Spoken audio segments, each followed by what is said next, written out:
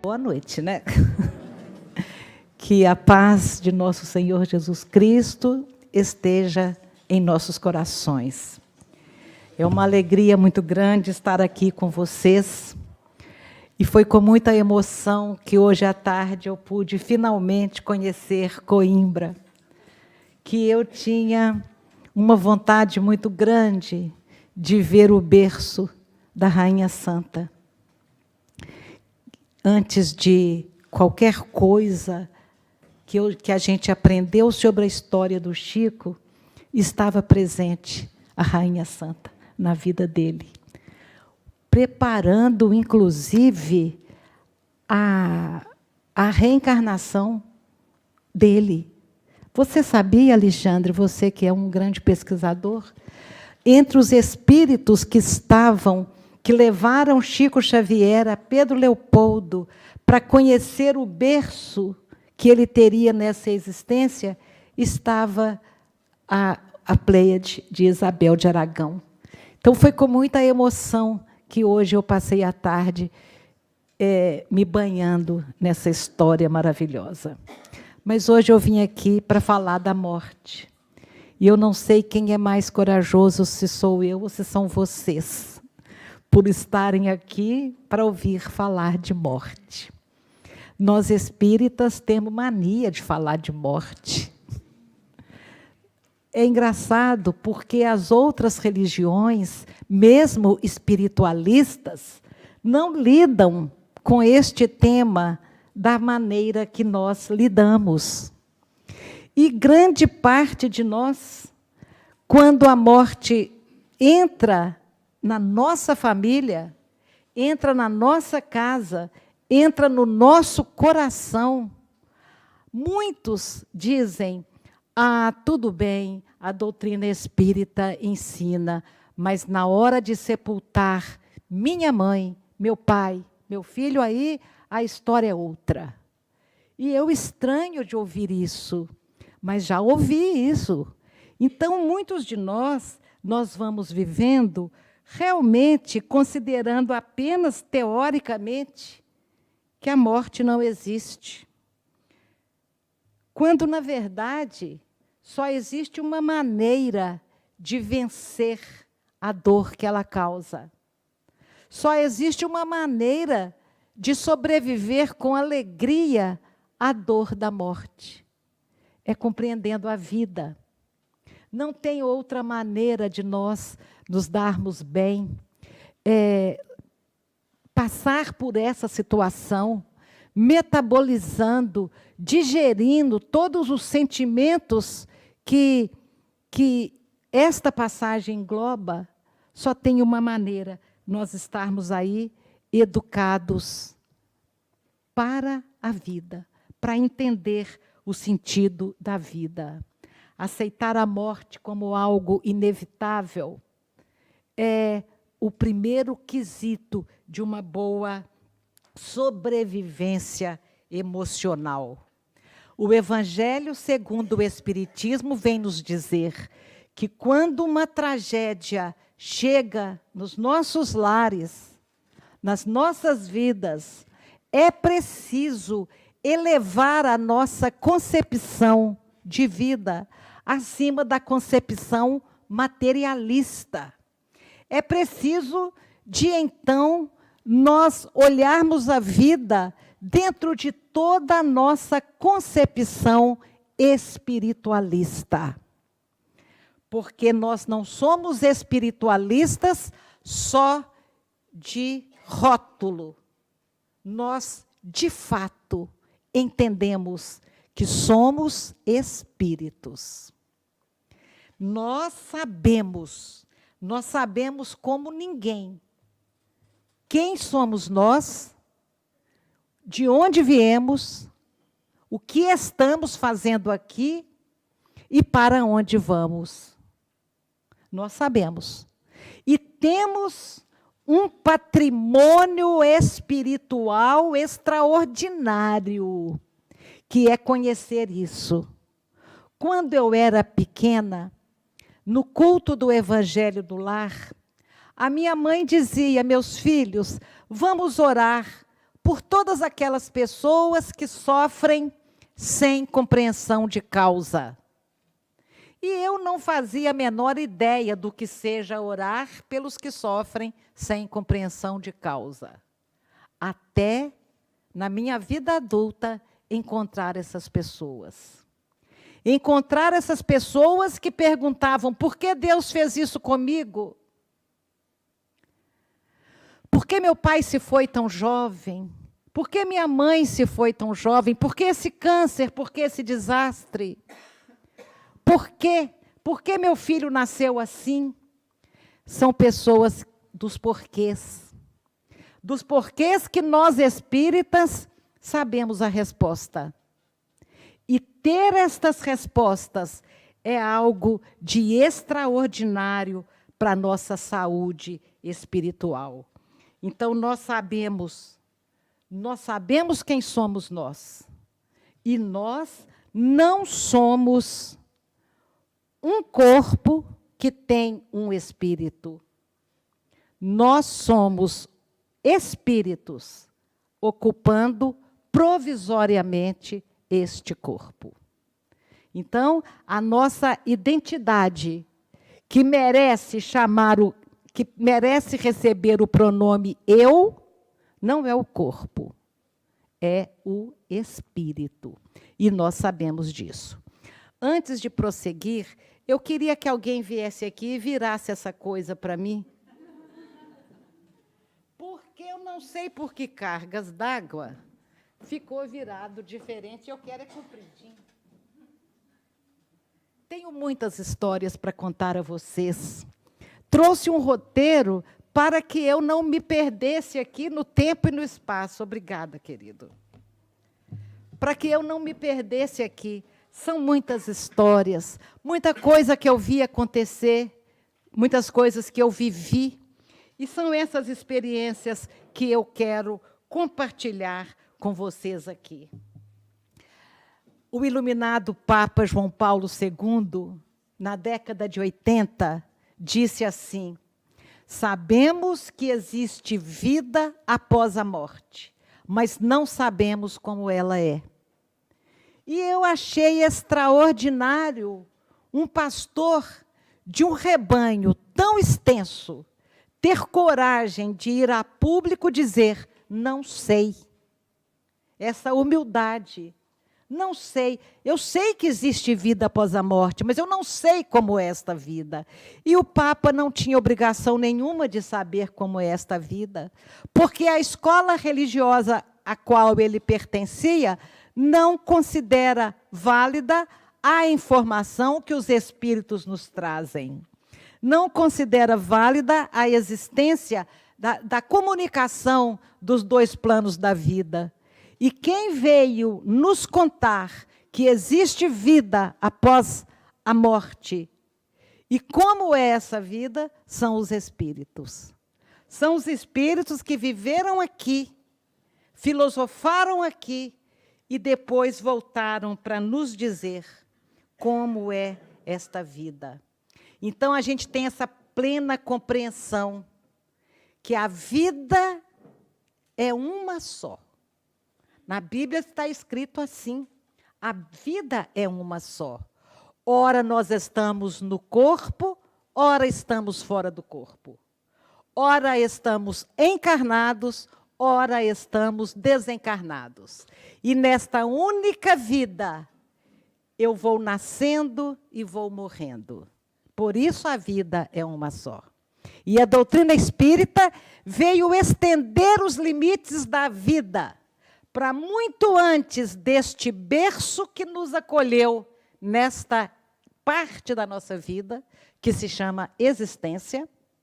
Então, a nossa vida é muito mais do que este espaço entre o berço e o túmulo.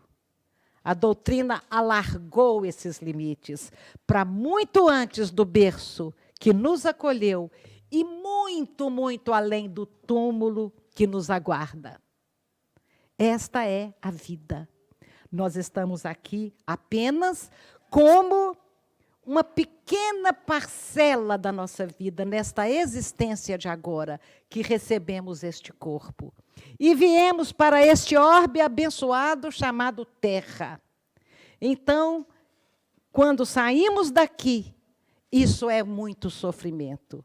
Ver a névoa da morte estampar-se inexorável na fisionomia dos que amamos e dar-lhes o adeus indescritível é como despedaçar a própria alma e prosseguir vivendo.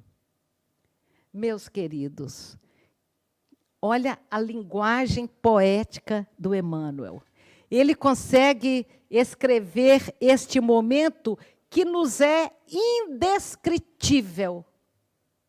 Alguém sabe que dor é essa? Alguém aí já viu a névoa da morte estampar-se inexorável num rosto amado? Avó não vale. De avó não vale. Alguém já viu? Quando eu digo que a avó não vale, eu falo isso com todo respeito, porque eu sou avó. Então, quando eu digo que a avó não vale, eu estou incluindo a minha história, a mim mesma. Este momento não é fácil. É como se o mundo desmoronasse na nossa cabeça. É como se, de repente, nada mais fizesse sentido. E, então, é preciso de sair da visão materialista. Nossa, olha aqui, um cadáver. A fisionomia aqui, olha, acabou. Aqui agora é só morte, não há mais vida. Você olha aquilo e pensa assim, para logo em seguida você elevar a sua visão acima daquela visão materialista. E aí a história muda toda. Não é mais, meu filho não está aqui. Meu filho não vive aqui. É, meu filho vive lá. Então, é onde a gente vê até que ponto somos, de fato, espiritualistas.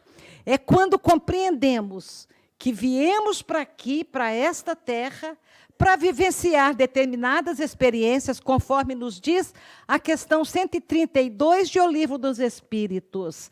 Por que encarnamos? Para aprender a amar. Então, a gente vem para este planeta, assumimos este corpo e já trazemos no nosso DNA espiritual, já trazemos o gênero da nossa morte. Já sabemos, nós não sabemos, aliás, nós não sabemos, mas nós já trazemos delineado o tempo que vamos ficar e como nós vamos partir. Isto se chama planejamento reencarnatório. Então, a gente vem para a Terra com um tempo, e é claro, dentro de tudo que aprendemos na doutrina, nós podemos até diminuir este tempo através dos suicídios indiretos. Podemos alargar este tempo através das moratórias que podemos receber ou não. Mas, de um modo geral, todos nós já viemos para a Terra com o nosso gênero de morte definido. Gênero. Vai ser por uma doença longa, uma doença curta, um mal súbito. Vai ser por um acidente, por um tiro. Vai ser por uma violência. Como vai ser a nossa passagem? Isto faz parte do nosso planejamento reencarnatório. Isso nós combinamos antes de vir. E tem mais. Quando nós sepultamos um filho, nós só sepultamos porque nós concordamos com isso antes de virmos para cá. Deus não desrespeitaria o livre-arbítrio, uma lei criada por Ele, para nos impor uma dor com a qual nós não estivéssemos concordado antes. Conseguimos imaginar isto? Então, hipoteticamente, eu fico pensando quando eles combinaram a minha encarnação. Reuniram-se, como sempre acontece, espíritos mais elevados do que nós, cuidam do nosso grupo familiar, e eles que planejam estas reencarnações. E então, com certeza, juntaram lá 5 espíritos e disseram, olha, vocês vão formar uma família. Aí agora, você vai ser o pai, você vai ser a mãe, vocês 3 vão ser filhos. E a gente, pois não, está tudo certo. E, de repente, eu viro para um desses espíritos e digo, então você vai ser meu filho, que bom, a gente já se ama, eu vou ser o seu filho. E eu digo, e você vai ficar lá quanto tempo? Eu vou ficar 3 anos. E eu falo, que beleza, só isso. Que beleza. E se ele me devolvesse a pergunta, e você, quanto tempo vai ficar? Eu diria uns 80, 90 anos. Nossa! O que você fez para merecer ficar naquele planeta de provas e expiações tanto tempo? Então, gente, no mundo espiritual, a nossa visão de permanência aqui é outra. Quando nós mergulhamos no cérebro físico, que este cérebro físico limita o conhecimento que nós, espíritos, temos, nós achamos que viver aqui muito é uma bênção e achamos que a morte é um castigo. Mas, na verdadeira vida, nós damos a esta passagem por aqui o seu valor, o seu pequeno valor. Então, nós temos uma outra visão. Nós temos muito claro essas vindas e idas. Nós temos, então, a certeza de que a morte é simplesmente um pequeno instante entre o caminho infinito que é a vida e que morrer nada mais é do que viajar de volta para casa. É só isso que é a morte. Viajar de volta para casa. Quando meu filhinho se foi, eu, como toda mãe, dona de um amor equivocado, apegado e pretensioso, eu pensava, será que o meu filhinho chora querendo a minha presença? Será como ele está? E o Chico Xavier, que sempre conseguiu ler todos os nossos sentimentos, ele disse para mim, minha filha, o seu filhinho voltou para rever os velhos novos amigos. Quer dizer, o meu filhinho tinha voltado para casa. E foi aí, então, que eu fico pensando, ele existia antes de ser meu filho. Ele teve meu filho por 3 anos. E ele volta a ser o filho do universo. E quando você consegue ver a coisa desta forma, a morte lhe pesa muito menos. Ninguém pode ensinar caminhos que não haja percorrido, disse o mentor a André Luiz. E eu não estou aqui para ensinar caminhos de como vencer essa dor para vocês. Eu estou aqui simplesmente compartilhando o que tenho aprendido. O que tenho aprendido nesta doutrina maravilhosa, que me deu todas as ferramentas que eu precisava para passar por todos os desafios que a vida me apresentou. Dos meus pais, a maior gratidão por ter permitido, por me ter recebido num berço espírita. Quero contar para vocês como foi o desencarne do meu pai. Ele tinha 66 anos. Estava construindo casinhas para as famílias assistidas do Centro Espírita Luiz Gonzaga. Na 13ª casa, ao atravessar a rodovia, ele foi atropelado. Foi para um hospital e 3 dias depois ia embora. O Chico Xavier nos contou, nesta época, o Chico já morava a 540 quilômetros da nossa cidade.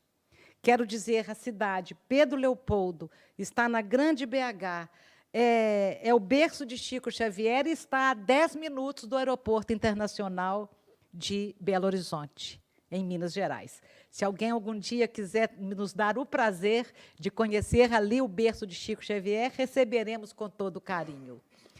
O meu pai, então, foi transferido para Belo Horizonte, para o hospital, e o Chico nos contou que, numa determinada noite, ele, em transe na casa dele, em Uberaba, o espírito Bezerra de Menezes chega e diz: Chico, vamos ao hospital desligar o Lico.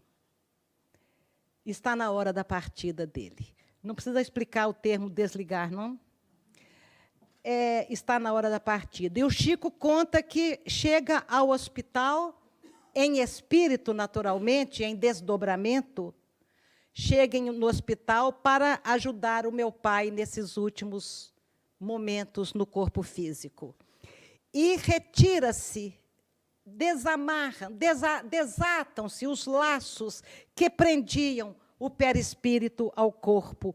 O meu pai sai do corpo um pouco com a visão embaçada. E uma moça lhe diz: pai, e ele olha para esta moça e não a reconhece de pronto. E ela diz: pai, não está me conhecendo, eu cresci. A mediunidade do Chico é tão extraordinária que ele foi capaz de saber, naquele momento, o que o espírito Lico, meu pai, o que o espírito Lico sentia e pensava. E, naquele momento, o espírito Lico pensava: minha filha, 7 anos de saudade. Ali estava, diante dele, a minha irmãzinha Daisy, que, aos 9 anos de idade, também havia sido atropelada por um caminhão. 7 anos antes.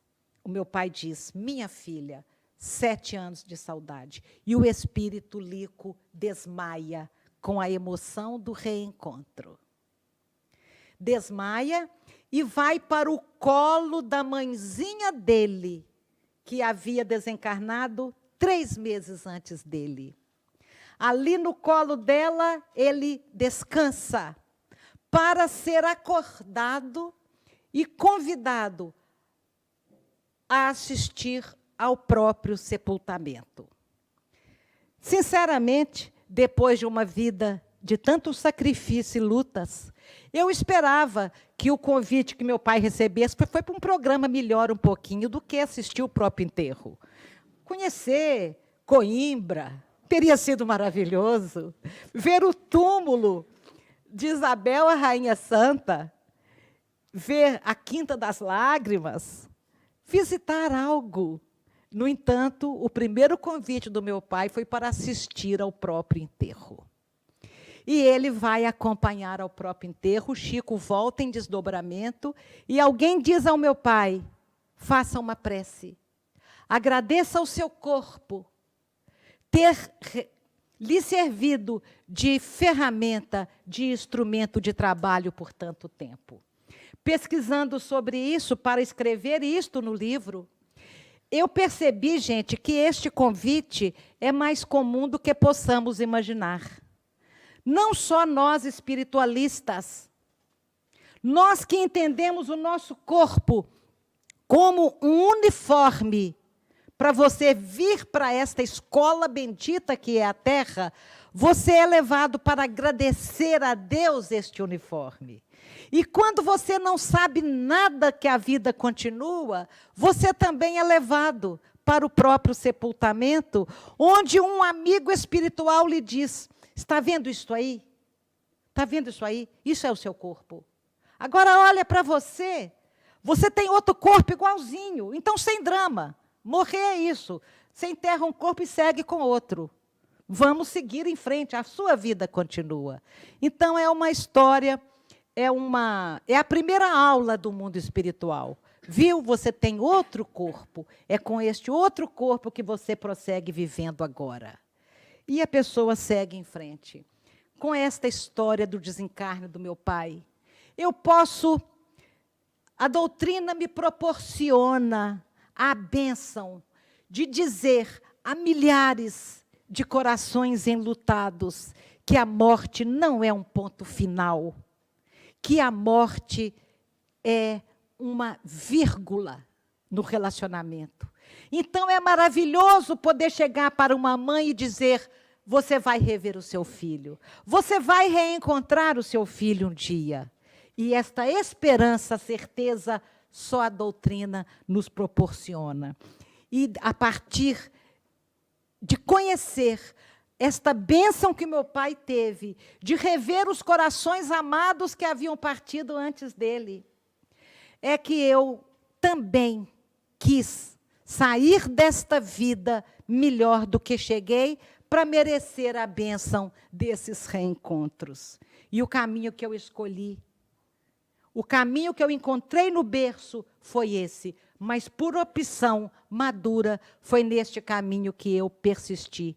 E eu sei que um dia, na exata combinação entre misericórdia divina e merecimento, nós todos vamos rever os nossos entes queridos na pátria espiritual. Esta certeza, gente, certezas são intransferíveis, mas esta certeza é maravilhosa. Termos essa certeza de que realmente a morte não existe. A morte não existe.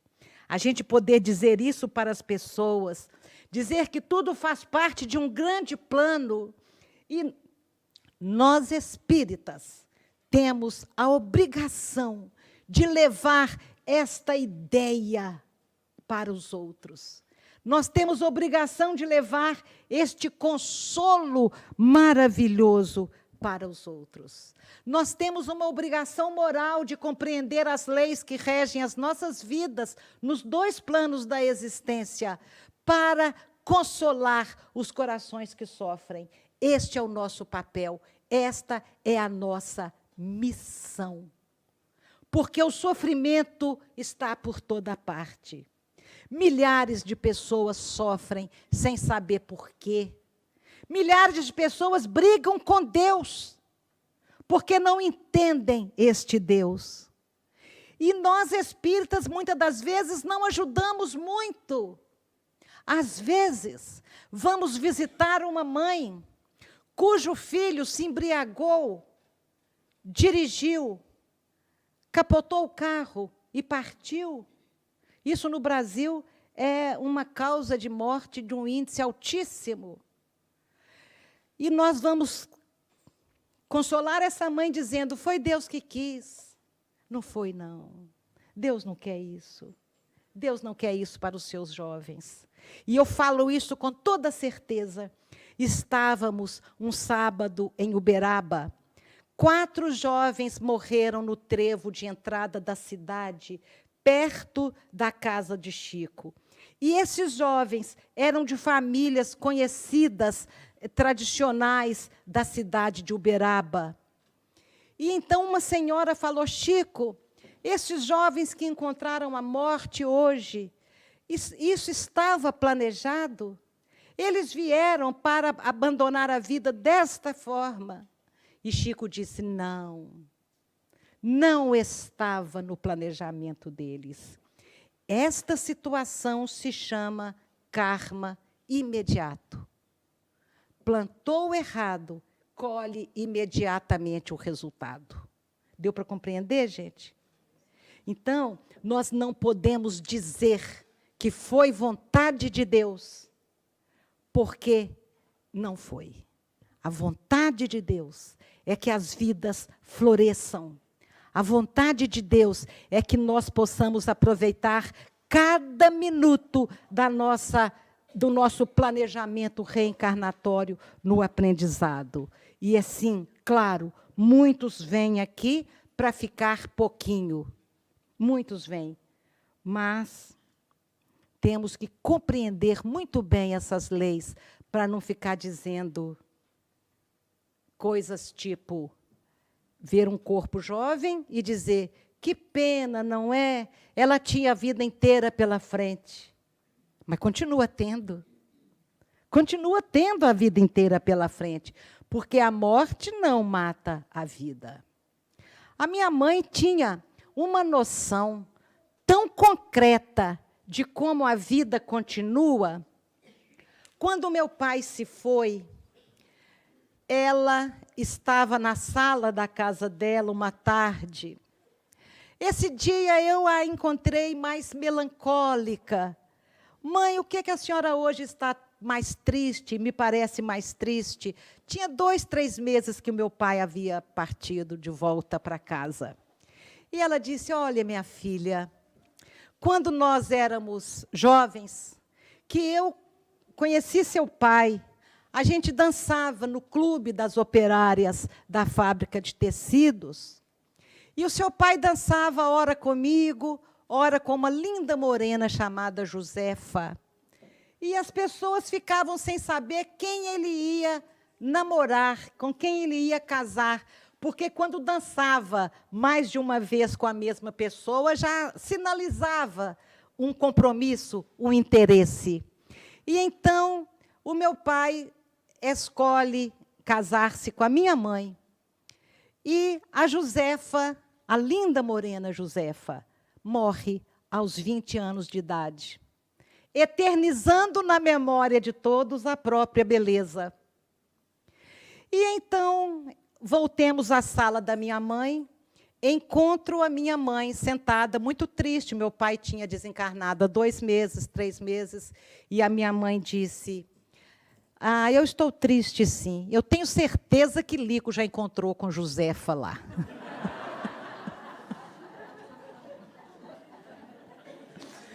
Ciúmes. E a gente ia ao Uberaba, minha mãe não tinha coragem de pedir Chico notícias. Não tinha. Mas, quando a reunião acabava, ela olhava para ele, nós sentávamos sempre aos pés da mesa, assim, e o Chico na cabeceira da mesa, psicografando aquela mesa longa, e a gente sentava ali para comentar o Evangelho. Ousadamente, o Chico mandava que eu comentasse o Evangelho, e eu ficava para morrer, para morrer. E então, minha mãe não tinha coragem de pedir ao Chico mensagem do meu pai, mas olhava para ele com aquele olhar, né? Lia, o Lico esteve aqui e mandou dizer que está tudo bem, não vai escrever, não. Tantos jovens na fila para falar com suas mãezinhas, mandou dizer que está tudo bem. Minha mãe, está certo, Chico, está muito certo. Daí, 6 meses, nós de volta, Uberaba. Minha mãe tornava a olhar, olha, Lico esteve aqui, mandou um abraço, mandou dizer que está tudo bem, mas não vai escrever, não, tantos jovens, papapá. Está muito certo, Chico. Daí, 6 meses, de novo. Na 3ª vez, na viagem de volta para casa, Chico fala aquela mesma fala, e a minha mãe concorda com a mesma sabedoria, mas no carro ela diz, Lico deve estar mesmo muito ocupado. Não tem tempo nem de me escrever uma carta. E lá em casa, na casa dela, ela cobrava dele, Lico, por que tanto silêncio? Lico, por que tanto silêncio? E eu gosto de contar isso para as mães, para que elas saibam que tudo que elas pensarem, sentirem e disserem, os filhos vão captar. Porque eles estão ligados aos nossos corações. Tudo que a gente pensa a respeito daquele que foi, tudo que a gente ora por ele, chega. Eu gosto de dizer isso como algo que vai nortear e educar bem os nossos sentimentos, não é? Então, ela dizia, Lico, por que tanto silêncio? Finalmente, 2 anos depois de muitas idas e vindas, o meu pai faz uma carta para minha mãe. E começa assim, Lia, para que tanto barulho? Tipo, só morri. É incrível, é incrível. E que homem que aguenta pressão, não é? E no final da carta ele pede a minha mãe em casamento de novo. E diz a ela que a aguardava. Em 2011, a minha mãezinha partiu daqui com 92 anos de idade, no dia que se comemora o Dia dos Namorados no Brasil, 11 de junho. Lá se foi ela. Não muito satisfeita, porque eu estava fazendo uma maquiagem nela, maquiagem, ok?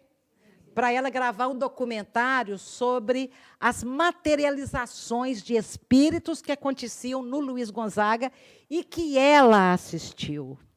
Ela assistiu o espírito Sheila vindo materializado, conversando com ela. Ela viu isso. Está no meu livro. Hoje eu não sinto mais aquela ansiedade para contar tudo que sei, tudo que vi, porque eu botei tudo que eu sabia, tudo que eu vi, eu já botei no livro. Como eu diria, façam cópias, ou xerocam, faz o que for, mas depois vão lá conhecer essas histórias. Então, eu estava fazendo a maquiagem na minha mãezinha para que ela gravasse um documentário. E ela estava com a carinha ruim para o espelho, e eu disse, mãe, não está gostando? A maquiagem não está ficando boa? Não, minha filha, não é isso, não. O que é, então? É porque eu já estou esse caco, né? Caco, sabe? Eu já estou esse caco. Eu estou quase indo embora. Lico já remoçou lá. Então, ela não estava satisfeita. Me lembro de ter lido uma história belíssima de Ivone do Amaral Pereira, onde ela, finalmente, após várias existências, amando o mesmo espírito, ela vai encontrá-lo. E ela sai desta última existência velhinha, e quando ela vai encontrar com o... Roberto? Roberto. Ela vai encontrar com o Roberto, ela pede um tempo no mundo espiritual e diz, não, vou me remoçar primeiro. Ele não vai me ver assim. Mulher é mulher, né, gente? Então, em 1954, a minha mãe toma um comprimido chamado, um remédio chamado Cibalena, que ela teve alergia e o corpo quase todo abre em eczemas, feridas e tal. Nós morávamos a 100 metros do escritório onde Chico Xavier trabalhava, na Fazenda Modelo, porque o meu pai também trabalhava lá. Tanto é que conheci o Chico na minha primeira infância. Lembro de histórias de quando eu tinha 4 anos de idade, 5 anos de idade. Lembro daquele homem entrar na minha casa e, tão diferente dos outros amigos, dos outros colegas de serviço do meu pai. Me lembro bem dele. Me lembro. Isso jamais. O tempo pode passar o tempo que for. Os séculos podem rolar nas esteiras do tempo, que não vão apagar 1 minuto da minha convivência com Chico Xavier. E, então, a nossa casa era pertinho do escritório. E ele passava lá em casa para aplicar passes em minha mãe. Com 1 semana, estava tudo cicatrizado, tudo fechado, e ficou uma mancha vermelha, que ali na foto não aparece, mas a minha mãe tinha uma pele clarinha, e durante toda a existência, a minha mãe teve aquela mancha vermelha escura na testa. E ela pergunta para Chico, Chico, essa mancha não vai sair, essa mancha vai ficar? Chico diz, esta mancha vai ficar, porque todos os dias que você se olhar no espelho, você se lembrar que nesta existência você trocou uma lepra por trabalho. Aí, quando eles foram nos ensinar a 2ª epístola de Pedro, que o amor cobre a multidão dos nossos pecados, nós já sabemos como se faz isso. A minha mãe, por trazer a alma ferida, ela precisava de um corpo para deixar no corpo as feridas que ela trazia na alma. E quando nós trazemos feridas na alma, não são feridas que nos fizeram, são as feridas que causamos nos outros, que estragam a nossa alma. Com certeza, a minha mãe faz um planejamento reencarnatório para deixar no corpo as feridas que ela trazia na alma, através de uma lepra, que eu não vou lembrar aos senhores, que era uma doença de um estigma impressionante, de muito sofrimento. Então, os espíritos que a ajudaram a planejar, disseram para ela: você não precisa do sofrimento para resgatar o seu passado de equívocos e de erros. Ame, sirva e trabalhe. Esta fotografia da minha mãe fica na minha sala de televisão da minha casa, para eu lembrar que nesta existência eu nunca vi a minha mãe assistindo televisão de dia, nem sábado e domingo. E não vou ficar aqui desfiando o que ela fez nesta existência, a começar por 17 filhos. Vai renascer estéril na próxima, tudo bem, mas ela teve 17 filhos. E dentro do espiritismo nascendo em Pedro Leopoldo, a sala de costura nasceu com ela, a sopa fraterna nasceu com ela, todo o trabalho que ela pôde realizar nesta bendita seara, ela realizou, porque ela trocou. E nós? E nós que viemos para a Terra, cheios de escolhas dolorosas, de sofrimento, por que escolher a dor de novo? Nós não precisamos da dor para purificar a nossa alma, não. Hoje, com a doutrina espírita norteando os nossos passos diante da vida, nós estamos aprendendo a amar. E podemos planejar a nossa próxima existência sem sofrimentos, sem dores.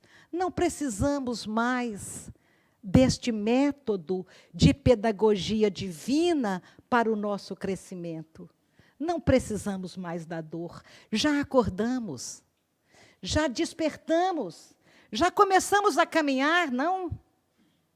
Podemos fazer escolhas pelo amor e pelo trabalho.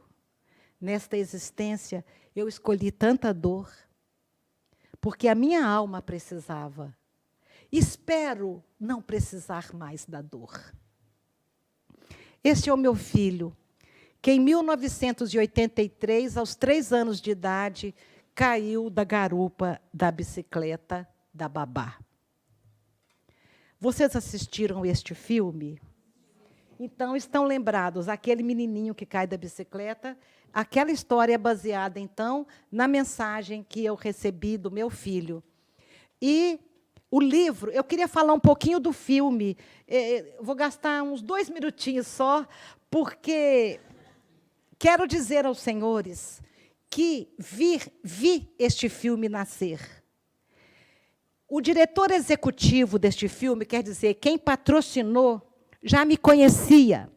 E quando ele escolheu a minha história para pôr no filme, a intenção dele era mostrar a diferença entre uma mãe espírita e uma mãe que não tinha nenhum conhecimento religioso. A diferença de comportamento de uma mãe espírita para uma mãe que nunca se importou com religião nenhuma.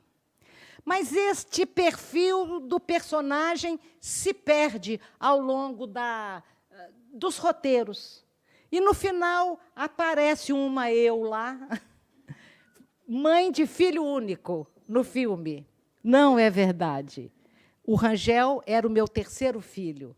Aparece uma mãe tão frágil, que vai para a porta da escola do filho e fica lá sentado, lamentando que o filho não estava ali. Isto não é verdade. Eu tinha 30 aulas de química para lecionar no colégio. Eu tinha mais 2 filhos pequenos para olhar. Eu tinha um casamento e uma casa para administrar.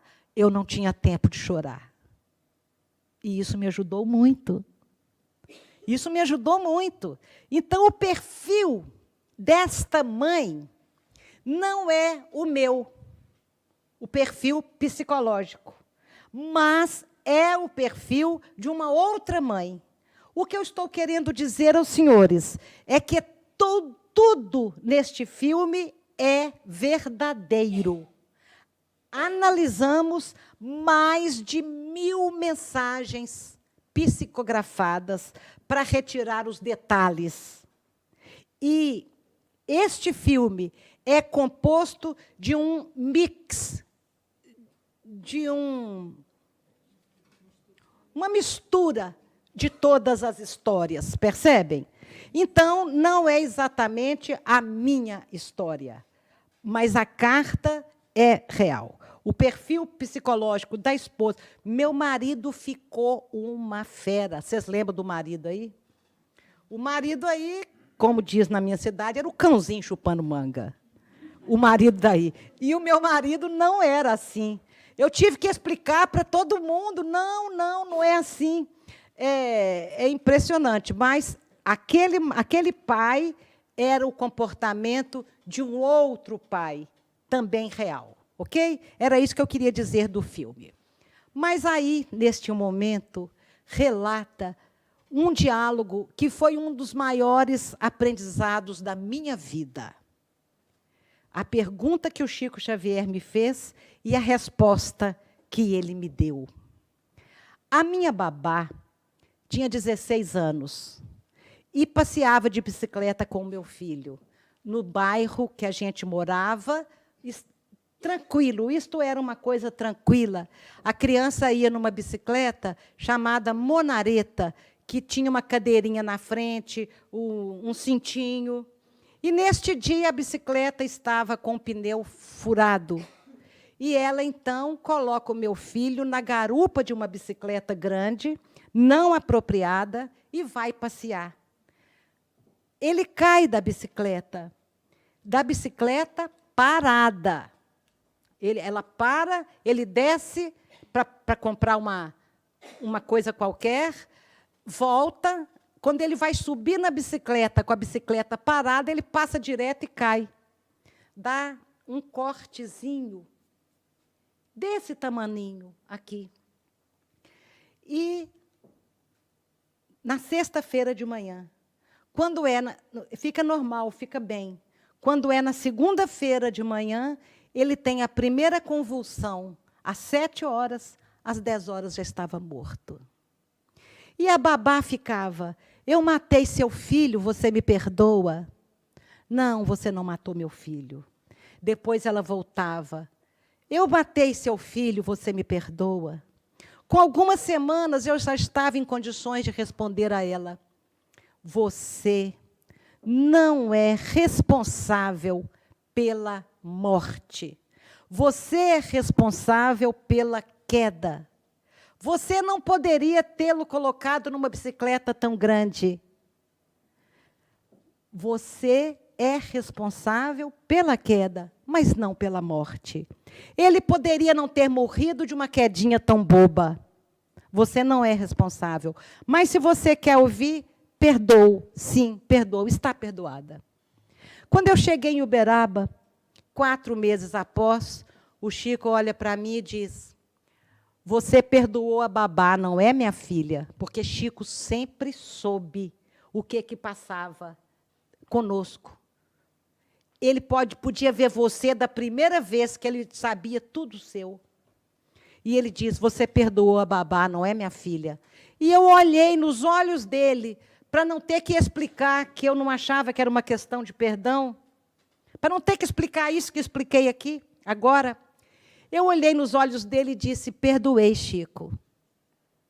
E ele me diz: você acha que fez muito por tê-la perdoado? Você deveria ter agradecido que foi dos braços dela que ele caiu e não dos seus. Nem você, nem seu marido, nem Aguinaldo suportariam o remorso. Então, você tinha que ter agradecido. E eu comecei a pensar, gente, nessa história.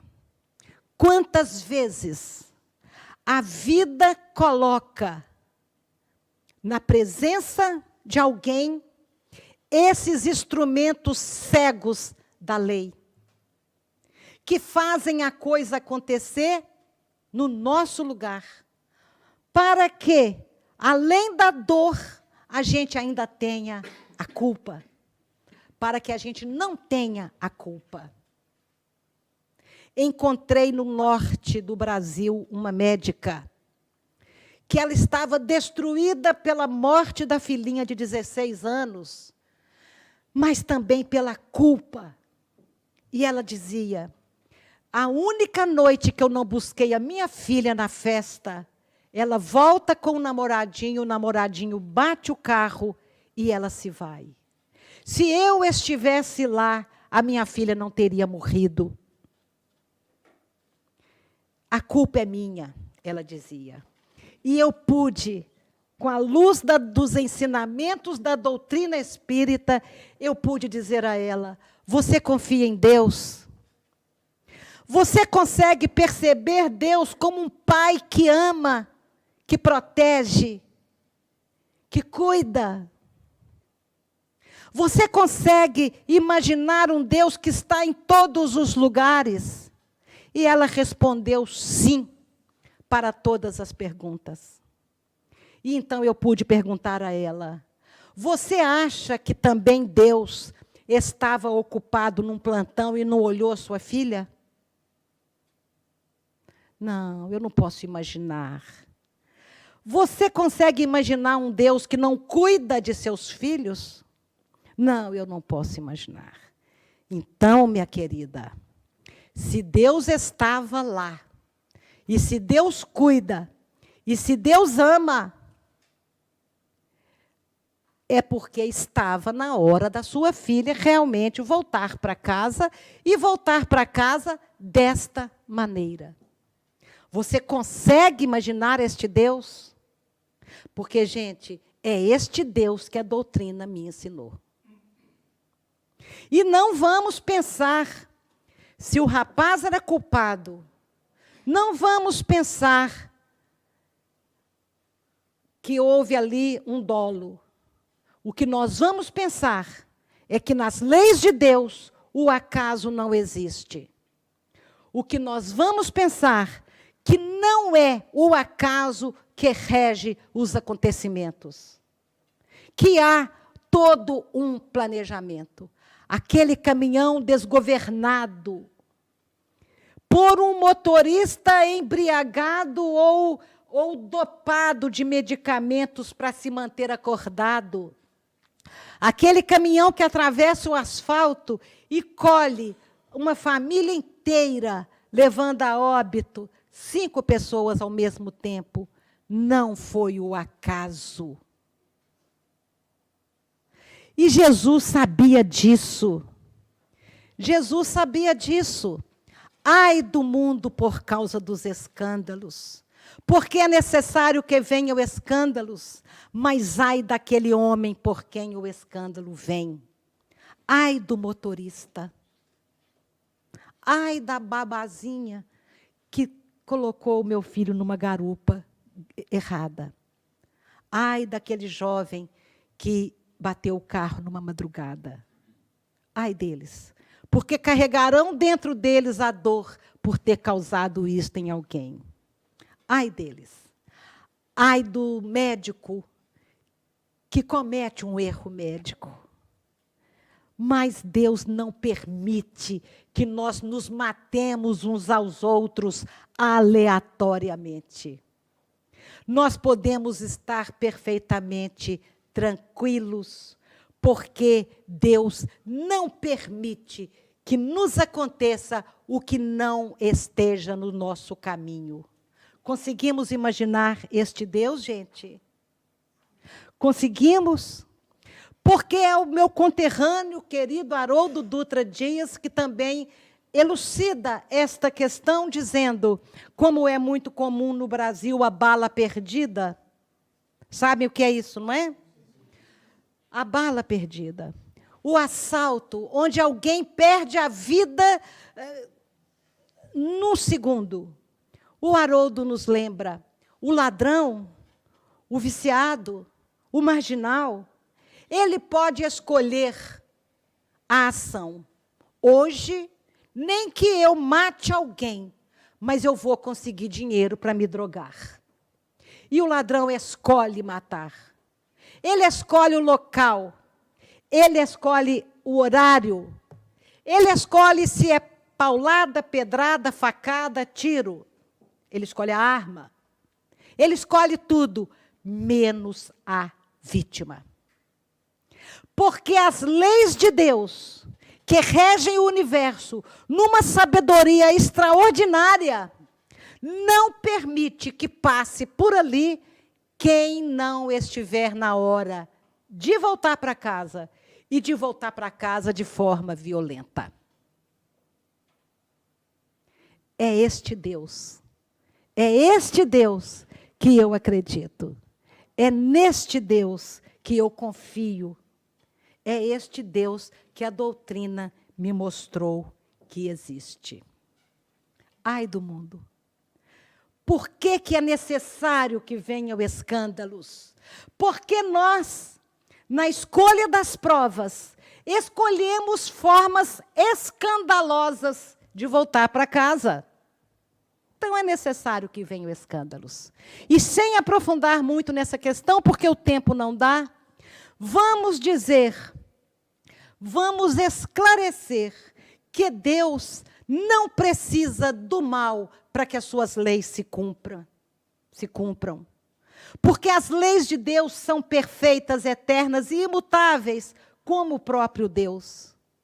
Deus não precisa de um ladrão empunhar uma arma para atingir uma criança dentro do útero da mãe, como aconteceu recentemente no Rio de Janeiro. Deus não precisa da maldade humana para que as suas leis se cumpram. Mas Deus sabe que nós somos malvados e só cuida para que essas maldades não atinjam quem não tiver o compromisso ou a necessidade de passar por aquela dor. Está tudo certo. Está tudo certo. A doutrina nos dá esta certeza. E por isso, gente, que nós podemos dizer que temos um patrimônio espiritual extraordinário. Faz parte do nosso conhecimento. Vou citar o exemplo do Viktor Frankl, o famoso psiquiatra e psicólogo austríaco.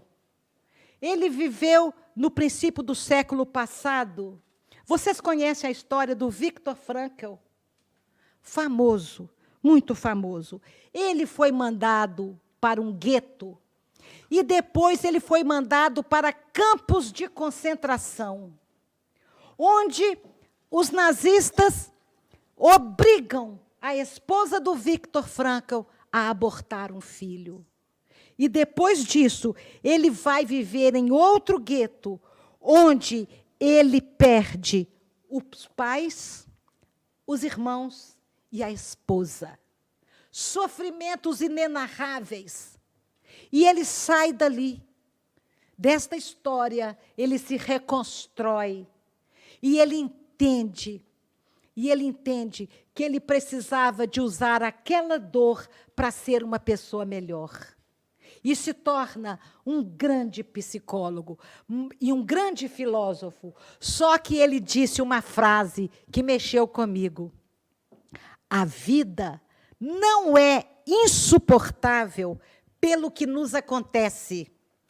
A vida é insuportável pela falta de sentido do que nos acontece. Pela falta de sentido. Viktor Frankl, um sábio, não entendia nada a respeito de escolhas de provas, de planejamento reencarnatório, de colheita de outras existências, Viktor Frankl não sabia o que nós sabemos. Por isso, a vida para nós não é insuportável, independendo do que ela nos apresentar. É verdade? Então, é isso. É isto, é esta resiliência, é esta força que a doutrina nos traz. É olhar a vida e entender por que sofremos. Isto é maravilhoso. Isso nos traz uma serenidade, uma força, uma coragem que a gente não imagina possuir. E é esta a nossa obrigação de levar às pessoas esta nossa visão do sofrimento, de como vencer o sofrimento, essa nossa visão desse Deus todo justiça, todo amor e todo bondade. Essa nossa visão, essa nossa fé, essa nossa força de poder dizer, mande Deus o que mandar, eu sei que eu vou dar conta, porque é assim que eu me sinto hoje. Mande Deus o que mandar, eu sei que eu vou dar conta. E não é porque eu acho que sou forte, não. Mande Deus o que mandar, eu sei que eu vou dar conta, porque eu confio no que Jesus prometeu, que sob os meus ombros jamais fardos mais pesados que posso carregar. Nós todos sabemos disso. Então, diante da vida, qualquer que seja o nosso problema, nós podemos dizer, tiro de letra, vou dar conta. Vou vencer este problema. Porque se esse problema fosse maior do que eu, ele não estaria nas minhas costas. Vou vencer este problema, porque Jesus permitiu um problema deste tamanho. É sinal que dou conta de carregá-lo. Se está conosco o problema, é porque nós vamos dar conta dele. E como? Resolvendo? Não necessariamente. Suportando, aguentando, entendendo. Porque só há duas maneiras de encarar um grande problema. Resolvendo ou aceitando que não há resolução. Meu pai dizia, o que não tem solução, solucionado está. Então, assim, quando me acontece um problema, eu olho para o problema, vou vencê-lo ou vou suportar o não vencê-lo. De qualquer forma, há uma vitória. Concordam? Assim, o verdadeiro espírita encara as situações que a vida apresenta.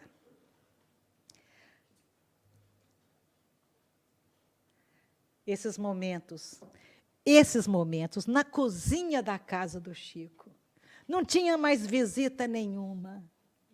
E eu lamento tanto ter aproveitado tão pouco, ter aprendido tão pouco. Em 2006, me vejo de novo na porta de um CTI, suplicando a Deus que deixasse comigo fisicamente aquele filho. E mais uma vez, a vida não me atendeu. Não me atendeu de acordo com a minha vontade. E eu rezava a Deus ali na porta, meu Deus, eu sei que seja feita a vossa vontade, mas eu acho que dessa vez nossa vontade vai empatar. Porque eu dizia para Deus, porque eu tenho aprendido que ninguém sofre um segundo a mais, além da necessidade de aprender alguma coisa. E eu, meu Deus, já aprendi tudo que a perda de um filho tinha para me ensinar. eu não preciso mais passar por essa dor. Então, meu Deus, eu acho que dessa vez a minha vontade vai ser igual à vontade do Senhor. E a minha filha não vai embora. Que arrogância, meus queridos. Que arrogância. A mesma arrogância de 23 anos, quando eu olho para o Chico, aos olhos materiais, era assim, uma mãezinha, jovem, destruída pela dor, que humildemente respondia ao Chico: perdoei, Chico, perdoei a babá. Quem estivesse assistindo essa cena ia achar belíssima aquela cena. No entanto, para os olhos do Chico, que liam a arrogância da minha alma, porque se o mundo via, perdoei, Chico, lá dentro, e eu só percebi isso 20 e tantos anos depois, quando eu fui escrever essa cena no livro, onde eu, de capa a capa, prometi a mim mesma a ser totalmente verdadeira e não colocar uma vírgula na boca do Chico Xavier. Respeitar a minha história que vivi junto dele, sem criar uma história diferente. Eu me prometi isso. E eu fazia regressão de memória sozinha para voltar naquele momento e sentir ali tudo para escrever. Gente, foi na frente do computador que eu cheguei à conclusão. Por que que o Chico me disse, você acha que fez muito? Porque naquele momento que eu dizia, perdoei, Chico, e eu olhava nos olhos dele, mas a minha arrogância gritava, viu como eu sou magnânima? Viu como eu fui bondosa? Perdoei. Viu? Viu, Chico, como eu entendo bem as leis que regem as nossas vidas? Viu? Como é que eu sou sábia? Perdoei. Sei que o acaso não existe. Era isso que a minha arrogância dizia a ele naquele momento. Que ele fala, você acha que fez muito? Perdoando, você tinha que ter agradecido. Pois bem, meus queridos, o tempo passou. A minha arrogância continuava tão grande, que desta vez eu não falava, não era com Chico, não era com Deus. Não preciso mais desta dor. Já aprendi, já estou caminhando. E a Mariana se vai, deixando uma lacuna enorme na minha vida. E eu começo a dizer para mim mesma, preciso aprender muito mais. Meu Deus, como eu preciso aprender ainda. E uma das coisas que eu aprendi foi sobre o verdadeiro amor. Porque desde pequenininha, a escolinha do Evangelho dizia que devíamos amar a Deus sobre todas as coisas. Na adolescência, o culto do Evangelho no lar, devemos amar a Deus sobre todas as coisas. E eu não entendia por que eu deveria amar a Deus mais do que eu amava meu pai, minha mãe, meus filhos, meus amores. Por que eu deveria amar a Deus mais? Quando a Mariana se foi, eu compreendi.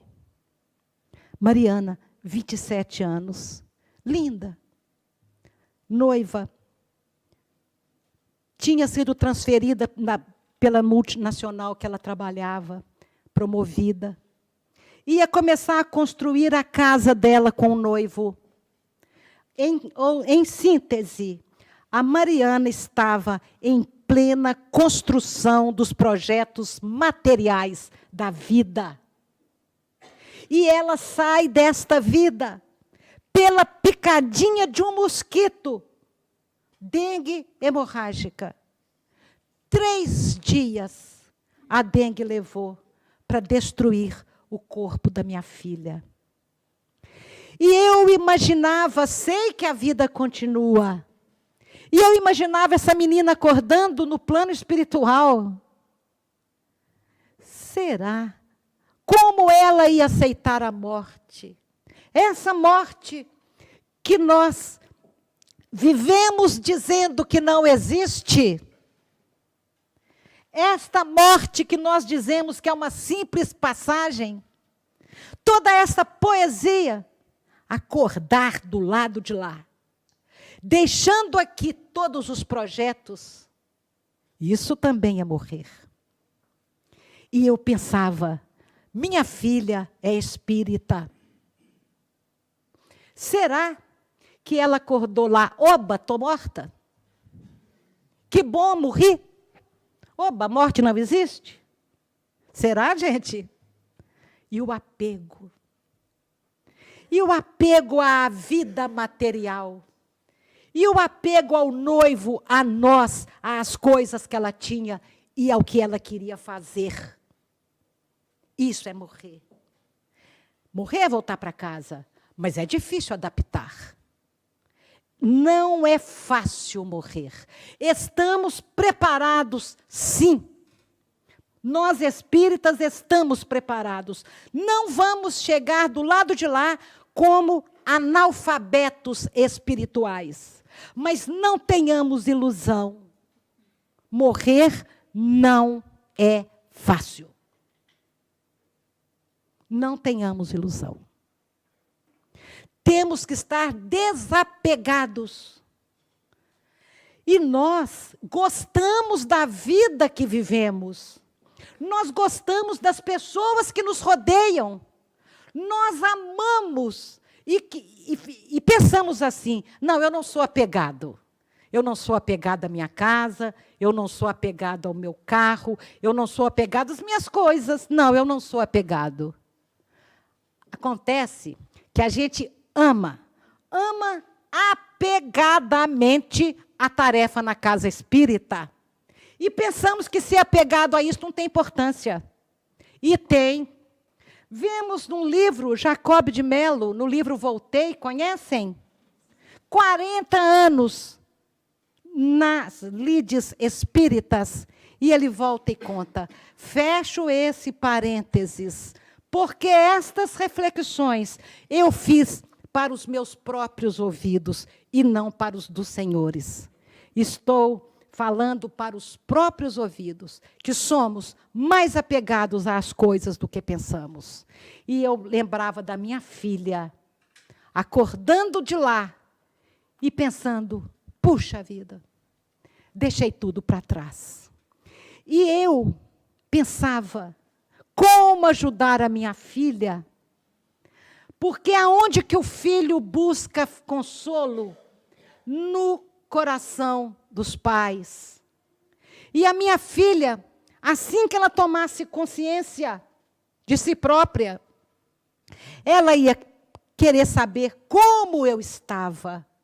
Ela era tão preocupada comigo. Como está a minha mãe? E ela, sofrendo as próprias dores, no meu coração, ela não poderia encontrar um sentimento que dissesse, que pena, filhinha, que você não está mais aqui. Que pena, querida. Ela não poderia. Ela tinha que encontrar força, coragem. Segue, querida, segue em frente. A vida continua assim. Só Deus sabe por que estamos passando por essa experiência, mas um motivo muito forte deve existir. Segue, querida, segue o seu caminho. Eu vou seguir o meu, eu vou dar conta desta dor e você também vai dar. Segue em frente. Nos encontraremos mais à frente. Para que estas palavras saíssem do meu coração, e não só da minha boca, para que saíssem do meu coração como verdadeiras, para que só assim elas tivessem a força de levar a minha filha o meu amor e chegar até ela a coragem que eu queria passar para ela. Para isso, era preciso que eu aprendesse que amar um filho que chega é muito fácil. Mas que o verdadeiro amor a gente conhece quando tem que entregar de volta. E só amando a Deus acima de todas as coisas, só amando a Deus mais do que eu amava a Mariana, é que eu pude conhecer esse verdadeiro amor. E de entregá-la para Deus. Então, Deus, és tua. O Senhor é o nosso Pai, meu e dela. Cuida de nós. E ter a certeza de que ela seguiria mais bem cuidada do que se comigo estivesse. Está aí. Está aí a resposta que a minha cidade inteira pediu em 1983. Uma mãe espírita perde filho de forma diferente. De onde o consolo, de onde a força, de onde o equilíbrio. E está aí. Porque nós sabemos que morrer não é fácil. Porque nós sabemos que o amor que nos une continua existindo. E porque nós sabemos que o verdadeiro amor é aquele que você esquece o seu sentimento para pensar no sentimento do outro. O homem se eleva em oração e Deus se inclina em misericórdia. É com a força da oração que Santo Agostinho nos ensinou que é possível superar todo e qualquer problema. Encerrando, meus queridos, tinha ainda tanto a dizer, mas nós não podemos abusar, eu não quero nem olhar o relógio, o tanto que eu já falei até agora. Eu só peço licença para terminar lembrando de Nossa Senhora. A Pietà nos mostra esse símbolo de que eleva-se sempre Nossa Senhora. Eleva-se sempre a soberana Senhora. Onde tantas vezes ela chorara de júbilo, de saudades e de esperanças sem o Filho amado.